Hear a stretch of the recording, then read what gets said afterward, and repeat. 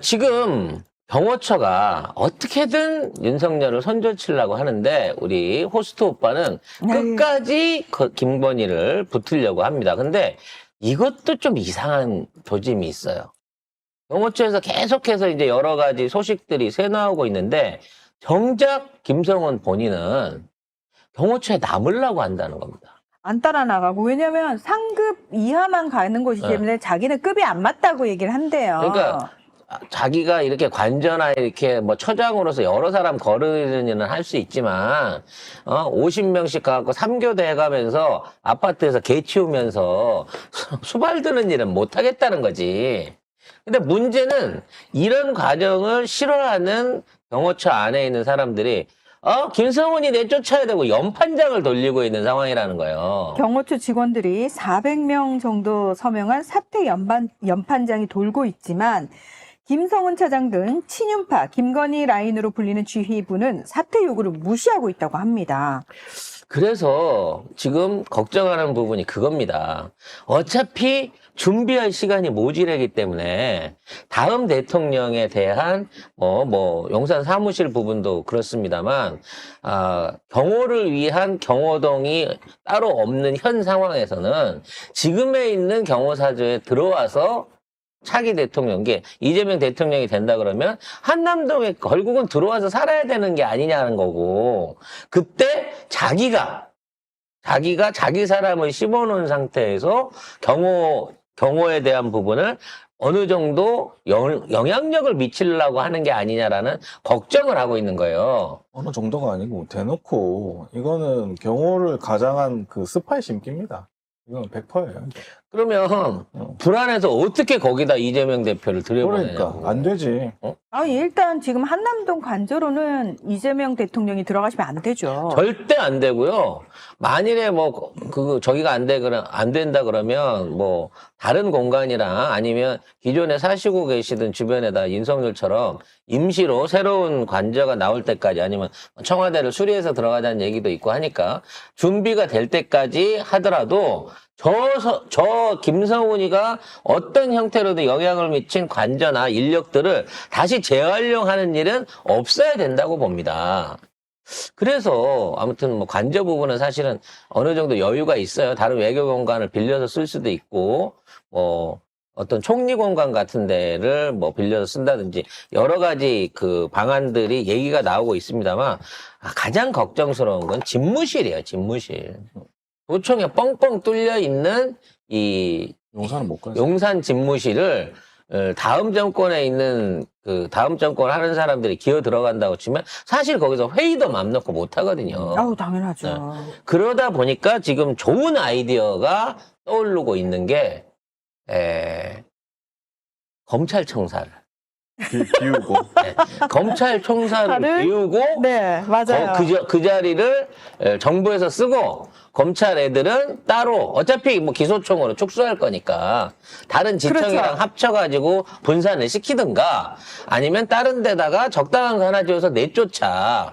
왜냐면 너무 잘 지어놓은 거야. 검찰청사가 그렇게 보안도 좋대요. 심지어 최근에 뒤쪽에 신사옥까지 따로 이렇게 추가로 지어놨기 때문에 주변에 또 경찰서들도 있고 그래가지고 주변 경비도 잘 돼 잘 돼 있고요. 있고. 주변에 산도 돼 있고 출입로 통제도 다 돼 있기 때문에 좋다고 경호에서도 그러더라고요. 완전히 좋다는 거야. 그리고 얘네들이 애초부터 엄청나게 규모를 크게 지어놔가지고 공간의 여유도 충분하다는 거예요.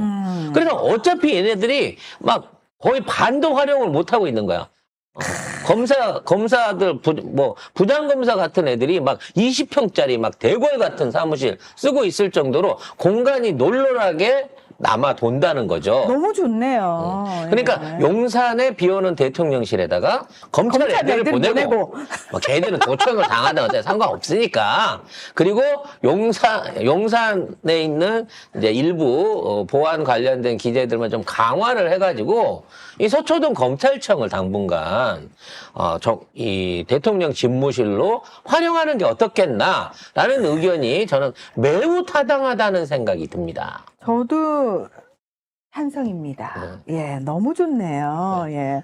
아무튼 김성훈이 생각하는 대를 이어 충성하겠다. 이런 개념에 혹시 차기에도 내가 보여준 충성심만큼 보여주면 나 경호 차장에서 차장 떼고 처장 되는 거 아닐까?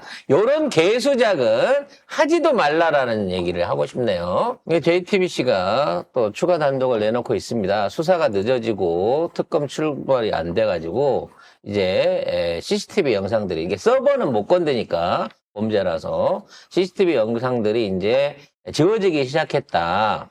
더 씌워지기 시작했다. 이렇게 지금 걱정하는 기사가 나오고 있거든요. 일단 관련된 기사 정리해보고 이게 크게 걱정할 필요가 없다는 점을 또 송 작가가 확인해드리겠습니다. 계엄 당시 윤석열의 행적을 확인할 수 있는 대통령실과 안가의 CCTV 영상이 경호처의 3개월 보관 정책으로 인해 덮어쓰기 방식으로 이미 삭제되고 있다고 합니다. 계엄 당일 윤의 갑작스러운 삼천동 안가 이동과 경찰청장 소집, 계엄 이튿날 대통령 안가 회동 참석 여부 등은 내란 혐의를 가를 중요한 증거가 되고 있는데 혹시라도 이 증거들이 사라지는 것이 아닌가 하는 우려가 나오고 있는 겁니다. 그래서 이제 아무튼 더 씌워지고는 있습니다. 지금 이제 석 달 전 영상에다가 지금 있는 영상들이 더 씌워지고는 있는데, 제가 그 포렌식 전문가한테 물어봤어요. 더 씌워지게 되면 이거 100% 앞에 거 다 지워지는 거야? 라고 얘기를 하니까 이런 얘기를 하더라고요. 지금 옛날에는 필름 같은 거 씌워서 덮어버리면 완전히 그 위에 자성이라든지 필름 같은 거 다시 재녹화를 하게 되면 이게 앞에 걸 복원할 방법이 없는데 지금은 디지털 회전 원형 디스크를 쓰기 때문에 더 씌워진다고 하더라도 쉽게 말하면 1초가 30프레임이잖아요. 30프레임을 기록을 해놨던 거를 더 씌운다고 치면 그게 그대로 30프레임을 올라타갖고 그걸 톡톡톡 해서 지울 수가 없다는 거예요. 그러니까 최소한 30프레임을 온전하게 못 살려도 똑같이 위에다 더 씌우면 한 25프레임 이쪽 저쪽은 대부분 복원하면 되살릴 수가 있다는 겁니다. 이게 무슨 의미냐면 시간이나 이게 동작이 좀 어색해 보이긴 하지만 사람이라든지 관련된 어떤 그 시간대로 있는 것들을 구분할 수 있을 만큼은 대부분 포렌식이 된대요. 그래서 이거가 포렌식으로 나중에 못 알아볼 정도 되면 최소한 9번 이상은 씌워야 완전히 없어진다는 겁니다. 그러니까 하드를 뽀개갖고 불을 질러버리거나 이런 게 아닌 이상은 더 씌워진다고 해서 앞에 거 완전히 아무것도 복원 못한다. 이게 안 되는 게 지금 일종의 디지털 녹화 기술이라는 거예요. 그래서 이 안에서 뭐 핵심적인 증거를 우리가 찾는데 막 1, 2초 막 몇 프레임 안에 있는 증거를 찾는 게 아니잖아. 쭉 녹화되어 있는 긴 시간으로 하다 보면 그 토막은 구분하는데 문제 없을 만큼 복원된다? 3개월 정도는. 한 1, 2년 써갖고 그 위로 막 4번, 5번, 6번 이렇게 되면은 그 데이터 손상이 많을 수 있는데 그 정도는 되살려낼 수 있다. 못하면 나한테 갖고 와 그러더라고. 그러니까 여러분 너무 걱정 안 하셔도 됩니다. 이것도. 예. 그러니까 쟤네들은 저거를 빼서 전자레인지 돌리거나 다리 위에서 던져버리지 않는 이상은 저 서버가 살아있는 이상, 저 기계의 원본이 살아있는 이상은 반드시 되살려서 증거 볼 수 있다는 점을 여러분 아시면 될 것 같아요. 그래서 이 경호처에서 했던 병사들이 이제 그만두고 이제 퇴임이라고 뭐라 그러죠? 제대하고 전역하고 난 군인들한테서 얘네들이 도대체 얼마나 상식 없는 갑질을 했는지가 나오고 있습니다. 네. 윤석열 체포 거부 때 육군 55 경비단 소속 일반 병사들이 인간 방패로 동원이 됐다고 하는데요. 대통령실 경비병사 100여 명이 기존 관저 경비병사 100여 명에 추가로 합류되도록 지시가 됐다고 합니다. 내려왔다고 합니다. 당연히 원래 100명이 있었는데 거기에 100명이 더 들어오니까 그러니까 비어져 있는 지금 탄핵을 당해서 비어져 있는 용산 대통령실을 지키던 경비들을 관저에다가 추가로 불법으로 더 데리고 온 거죠. 쇠포 데려다 쓴 것처럼. 공간 부족으로 병사들은 샌드위치 패널로 된 체육관에서 불편하게 생활하며 제대로 씻거나 먹지 못하는 상황이었다고 하고요. 윤석열이 체포될 때까지 43일 동안 병사들도 관저에 갇혀 있었고 교대도 하지 못했다고 합니다. 경호처는 55경비단을 동원한 적이 없었다고 주장을 하지만 1차 영장 집행 시 병사들은 인간띠로 동원이 됐다고 합니다. 체육관에서 쪽잠 잤대요. 체육관. 와, 이거 그때가 언제예요? 부모들이 알면은 눈 몰아치고 최고의 한파가 몰아치던데 난방장치도 없는 샌드위치 판넬로 된 가건물 안에서 병사 100명이 3교대를 해가면서 그 안에서 밤을 지샜다는 거야. 와, 샤워장도 없고 난방시설도 없고 제대로 된 휴게실도 없는 데서 얘네들이 이렇게 굴린 거예요. 대통령실 지키던 애들을 데려다가 병사들을 데려다가 나가지도 못하잖아, 또. 당연히 못 나가지. 한두 달을 어떻게 이런 식으로. 이거는 학대예요, 학대. 병사들 학대한 겁니다.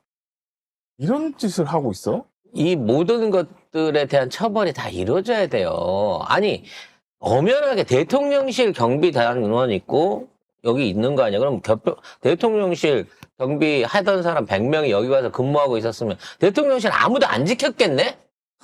가뜩이나 도청에 뻥뻥 뚫려 있는 건데 누가 그때 도둑질하러 들어갔으면 그냥 맘 편하게 들어가서 갔다 왔겠네? 아, 진짜. 이런 상황에서 그 대통령실 경호법에 대한 이 전체적인 수정이 필요할 것 같아요. 이게 애초부터 그 계엄을 염두로 뒀던 경호처장 김용현이가 당시에 경호처에서 이게 대통령 시행령을 통해 가지고 경호처에서 군대, 경찰 그리고 필요로 하는 공무원들을 차출해서 쓸 수 있는 말도 안 되는 권한을 줬기 때문에 이게 법적으로 가능한 거예요. 대한민국의 공무원으로 소속돼 있는 군이나 경찰도 있는 사람은 대통령령에서 부르면 가야 돼. 예? 그래서 이 법 자체를 없애고 대통령에 대한 경호 권한을 경호처라고 하는 이런 부서가 전체 인원이 600명밖에 없는 처가 어디 있습니까? 청도 아니고. 청하고 처하고는 사이즈가 다른 거예요. 거의 정부급에 가까운 예산과 운영을 할 수 있게끔 승격을 시켜준 거 아니에요. 그러면 이거를 다시 원상회복을 시켜가지고 경찰이나 군부대한테 아예 전담해서 맡을 수 있도록 하고 거기에 대한 지휘권만 줘야지 어떻게 대통령 경호를 한다는 이유로 파견 받아온 놈이 파견한 대장한테 명령을 내릴 수 있는 이따위 말도 안 되는 지휘 체계를 만들어 놓습니까? 여기에 대한 조처 이것도 빨리 필요할 것으로 보여집니다.